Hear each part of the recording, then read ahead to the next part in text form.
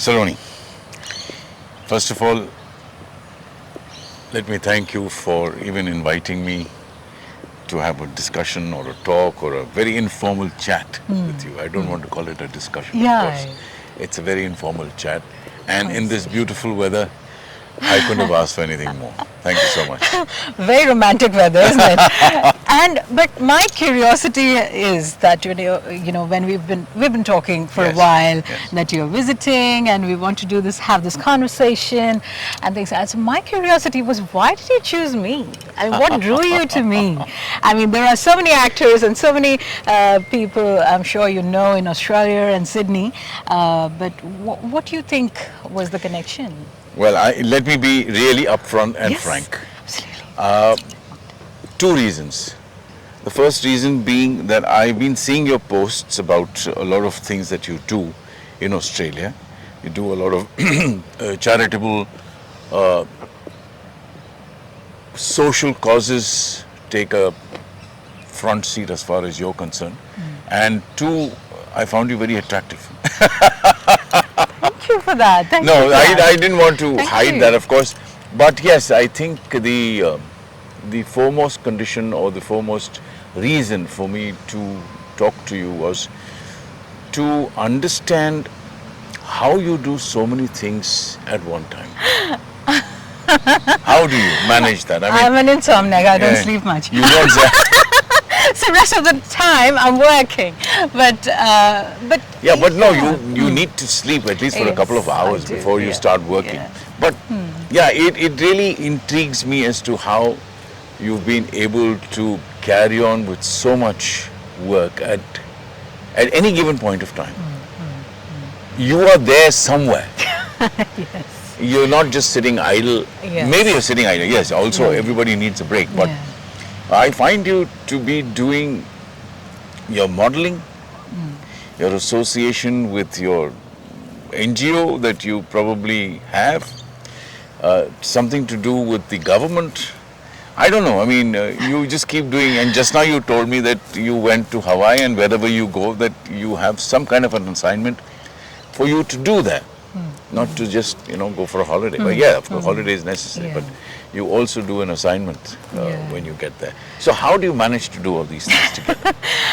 I think, it all started, I was always a workaholic, yes. And I think I got that from my dad. He used to work 7 days and I do the same. But the difference, I think, came in or came through me, and it comes from within, I would say, that it was my cancer diagnosis, the surgery, and the whole thing. And this is my second life. So one thing that I promised to myself was that as long as I live, every second, every minute should count towards doing something for myself and for people around me. Correct. Because it could be the last thing that I'm doing today, right now, this conversation. Because anything can happen to me or anyone for that matter. Life is short, we know that, but I kind of faced it and came back.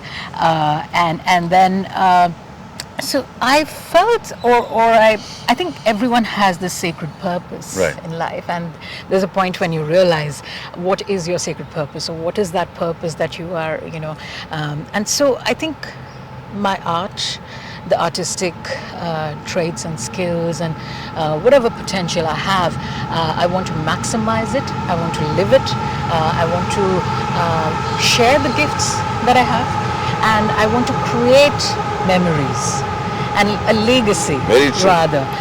So therefore, every day I wake up with something new. Every day is different for me. If someone asks me, what are you doing tomorrow? I have no idea what I'm going to do tomorrow. Maybe I do, but I really don't know. Because when someone approaches me for something, I just say yes to that. So let me ask you a question. Do you like a planned life, or you like a life which is completely unplanned and you don't know what is in store for you? After you finish this particular interview, I don't know what is in store for you. Would you like something like that? Or you have a calendar which says, okay, meeting Shishir at so-and-so time, meeting so-and-so at 12:30, meeting so-and-so at 4:30, something like that? Absolutely. Yeah. I'm very organized. I'm extremely organized, but I've also seen that nothing in my life is planned.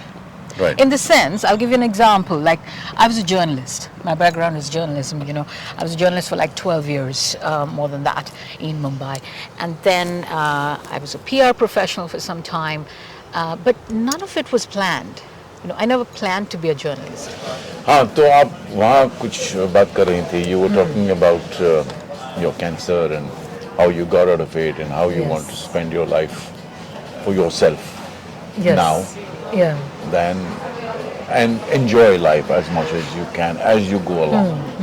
It was more like I think a light bulb moment for me, and because as I think as girls, women, we're always conditioned to kind of do things for our family, for everyone else, and I was trained to do that at least, and kind of be a very more giving kind of a person, and not think about ourselves at all and what makes me happy or whatever. And so cancer was the first time, it was after a long time, that I was taking a break. I had to take a break. I had to take that pause because I was in remission and treatment, and I had to spend a lot of time in quarantine. Quarantine is new for COVID, with COVID, but for cancer patients, I think it's kind of something that we have experienced in life. So quarantine, isolation, and Why isolation? Because of the radiation treatment, you have to stay in isolation, because it could impact other people around you. That treatment is so harsh. So you went in for radiation Yes. and not chemotherapy? No, thankfully, because it was first stage cancer, and it was thyroid cancer, so my thyroid gland was removed, and after the surgery and everything, I had to undergo a lot of radiation. And where was all this happening? In Bangalore, in India. Where are you from? So I was born in Jamshedpur, Oh, and you are a Bong, definitely. I'm a Bengali who's Pravashi, who's never lived in Bengal. No? No, I've never lived in Bengal. Even my parents and everyone is kind of from Bihar, and then later on Jharkhand. So my dad is from Patna, my nani is from Darbhanga, and my mother was born and raised in Jamshedpur. So we are Bengalis, but never lived in Bengal. Most of our family and relatives, everyone has been in Bihar, Jharkhand, that area. My paternal home is in Dhanbad. My maternal home, my nani ghar is in Ranchi. Proud Jharkhand girl. And Tata girl, actually. Yeah. More than anything, I am absolutely, that is in my DNA, I feel. And I think that's where that whole philanthropy also comes in with the Tatars, because I think Jamshedpur, everyone is very progressive and in terms of education and all of that, but also that philanthropy and that sustainability and that whole sustainable practices and all of that, we saw it when I was growing up. It was like in our DNA, a way of life to give back. It was not a question, or it wasn't something that we would do out of our way. It's just a way of life. And my mother was heavily into charity. She would just give away everything that we had. It was annoying to an extent, because she was so giving. I mean, like, अगर 2 pencil भी है, pencil box भी है, तो एक तो चला जाएगा किसी को, किसी और बच्चे को चला जाएगा. मैं स्कूल से वापस आऊंगी, मैं मम्मी ये कहाँ गया, नया वाला था. तुम्हारे पास तो एक है ना, ये उसके बच्चे को दे दिया मैंने. So she was always like that, and my dad was a workaholic, so we never really spent much time with him. How did you land up in Bangalore? So then I moved to Mumbai for my uni. For my university, so I was studying there in Sophia. Oh, so you stayed in Mumbai? Yes, I've lived in Bombay for about 10 years. What are you saying? And where? So I was in Sophia College. Oh. So I did my bachelor's degree from Sophia. Oh. Bachelor in Arts, and so I've had friends in Xavier's and Sophia. I was in boarding, obviously, in hostel, Sophia Hostel. Where? Sophia Hostel. Oh, Sophia Hostel. Oh, right. First year, then it was too many rules, too much for me. Because more than anything, it was more like I went to Mumbai not just to study, but also the extra opportunities that it brings in terms of dancing. I'm a trained dancer, and I'm trained in 4 dance forms. So I wanted to, yes. So I'm trained since the age of 3. I started learning Bharatanatyam initially, and then Kathak. I'm a Kathak Visharad, and then Odissi. Parallelly, and then when I was in Mumbai, I had very good friends who were filmmakers and singers and professional singers and all of that. And so one day they were like, I have a friend. You might know him, Sachit Puranik. Yeah. So Sachit, So Sachit was a good friend, and yeah, I must tell him this. I have to tell him when I get back. In fact, I'll send him a message. Yeah, we met in Sophia Xavier's used to have a socials. Sachit and me worked in theatre in our group. Right. And of course, then he branched out into doing something else on his own, of course, in theatre. And so we had a great time. I must send him a message, in fact, today and tell him that, guess who I met in Sydney? So we met in Sophia Xavier socials, and then we became friends. We obviously had a lot of common friends in Xavier's, Sophia, and a lot of Jamshedpur people went to Xavier's and Sophia. So we had a very closely bonded network there. Jamshedpur people are all everywhere, like Ronkini Gupta, if you know, Shilpa Rao. They're all singer. Yeah. And Ronkini Gupta, she's also my classmate, and Shriparna Chatterjee, all classmates, so Saroni Roy, so all Jamshedpur people were there in Bombay as well. And so that's how I met Sachit. And Sachit one day said that, Alec Padamse is doing an adaptation of the Carmen or something, and they're looking for Kathak dancers, because Kathak and flamenco footwork are similar. So I said, sure. And I was a part of Shamak Dava's group there, class, because I pursued dance everywhere I went. I was just insanely in love with Do you by any dancing. chance know Aditi Bhagwat? I've heard of that name, but She does a lot of fusion with flamenco and Kathak. She does a lot. And of recently, she's been doing a lot, and I think she's going off to Italy to do something of that kind there. And that's what I read on Facebook. She's been a good friend. She was also part of our theatre group, where dance was one of the forms that we incorporated in the group, but not really. And I also want to know, my daughter, I think also went to Sophia's. I'm not sure which year. She was in a school called Rishi Valley School, which is in Andhra, where I also studied. My elder daughter also studied. My elder daughter finished and went off to America. But my younger daughter also finished from Rishi Valley and came to Sophia. I don't know which year it was. She did something known as anthropology of food. okay. Whatever that means. So she came up to me and said, Dad, I'm going to do anthropology of food. I'm going to UK. I said, yeah, can you just explain what anthropology of food is? Because before I shell out the money.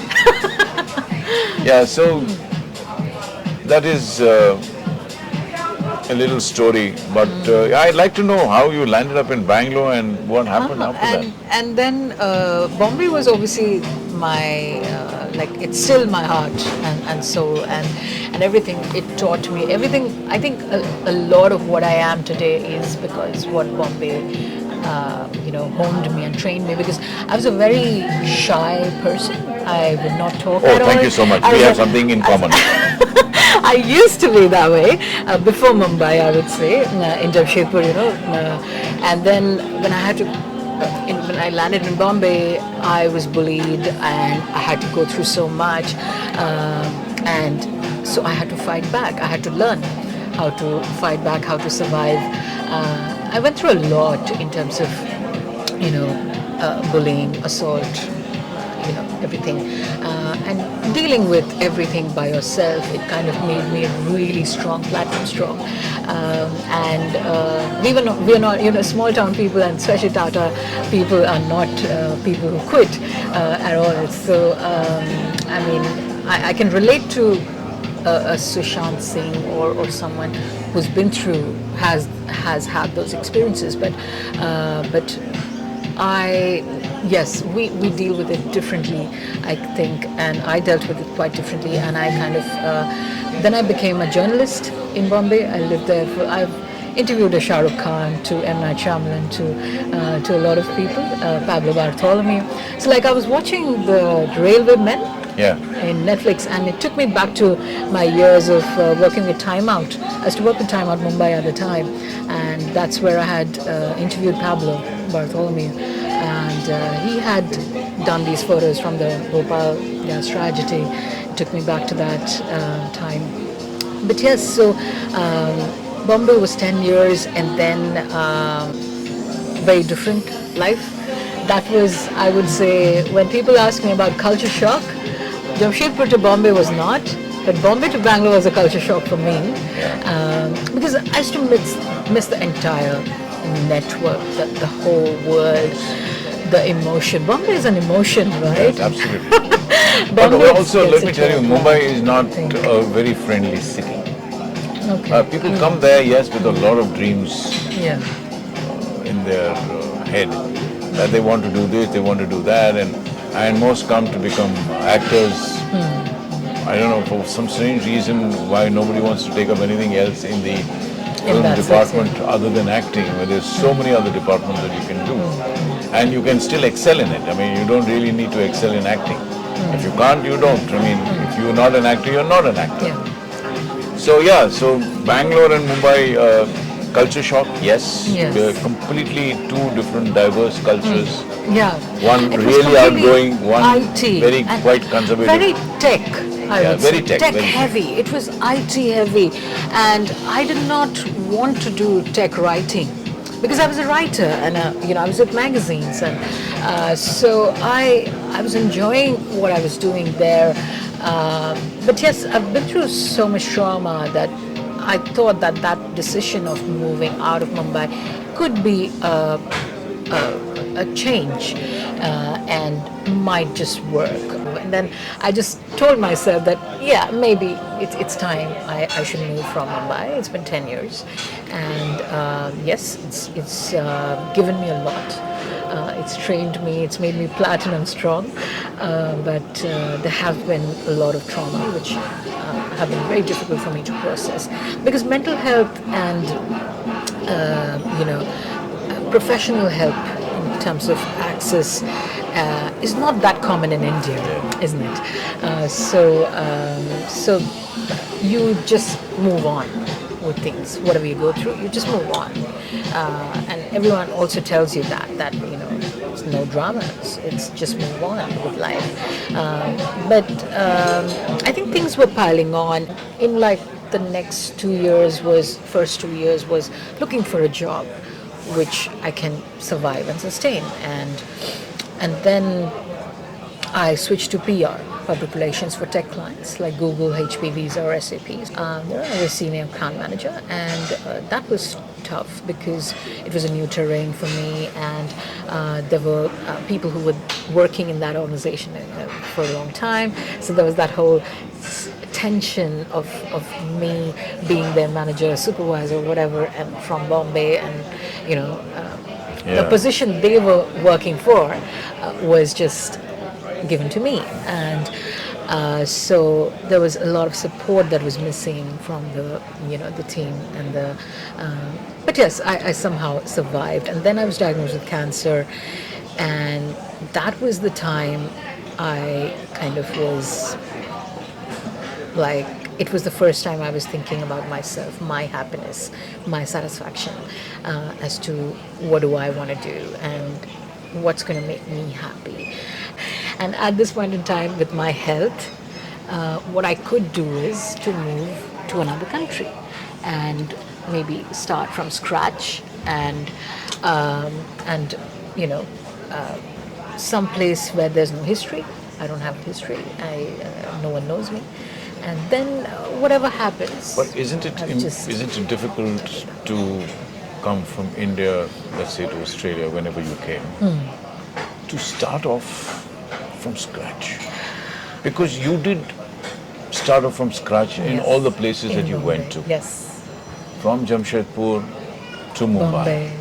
That was in itself quite a jump. Huge Jump. I'm not talking culturally, but professionally, and huge personally. jump. And oh personally my God. too. I mean, I used to cry every day in hostel. Safa is a convent, right? And I went to a convent school as well. So, I read the Bible before the Bhagavad Gita. And, I used to be this salwar kameez girl. And so the inferiority complex came in. And they used to pick on those things as well, right? I mean, and I was from a protected family, and and especially because in Bihar and Jharkhand, you're going to protect your daughters because of the safety reason.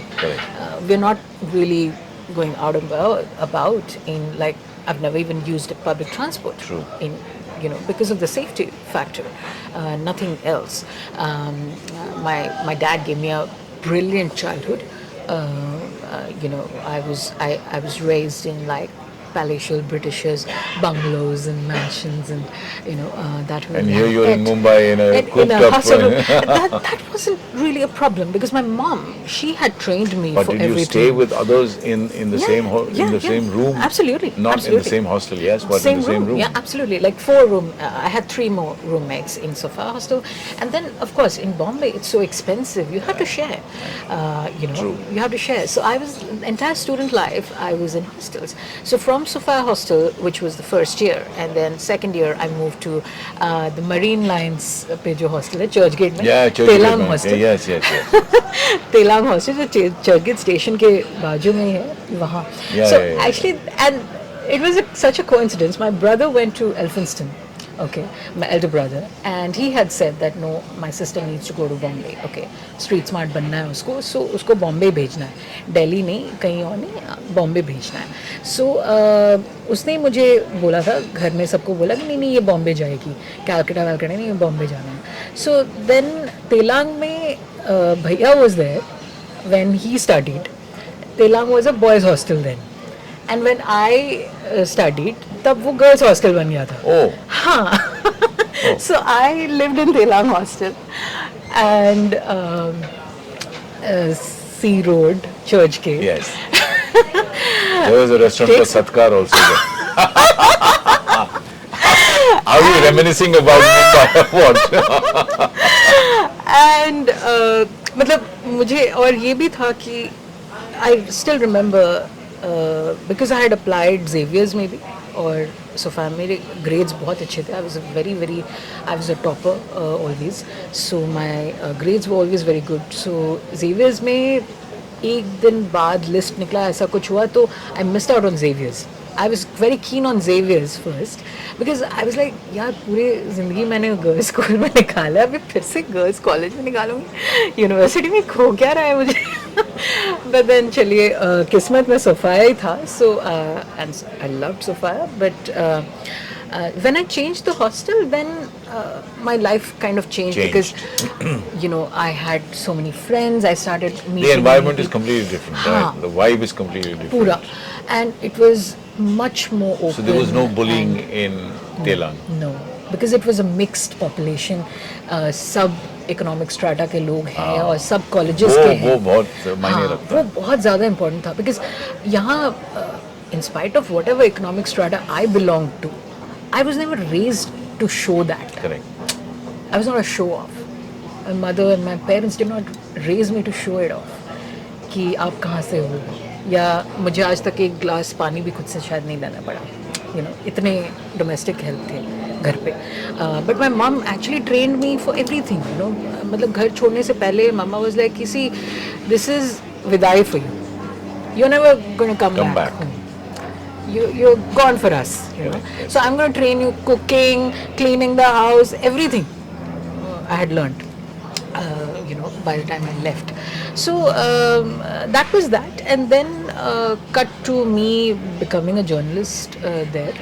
I started writing actually when I was in school for Hindustan Times in Jamshedpur, and then I continued that Bombay में somehow again unplanned तरीके से I landed in with magazines, and I enjoyed it. A lot of people actually told Didn't me. you do any acting or modeling or while you were in Mumbai? Because that is the hub for all I know, this. and everyone used to tell me to do it because at that point in time, I used to. Everyone used to call me Bipasha Basu. Yeah, I thought as much. I mean, yeah, now looking at you, yes, and in close quarters, surely Bipasha. Yeah, like Bipasha Basu, Sushmita Sen से हमेशा compare किया जाता था. Tanushree Datta was my classmate. Oh, I see. Okay. So yeah, and she went for Miss Universe और वैसा तो सब बोलते थे कि you should get into glad rags में जाओ, बॉलीवुड में जाओ, क्या करियो. और फिर मेरे फ्रेंड्स भी वही थे.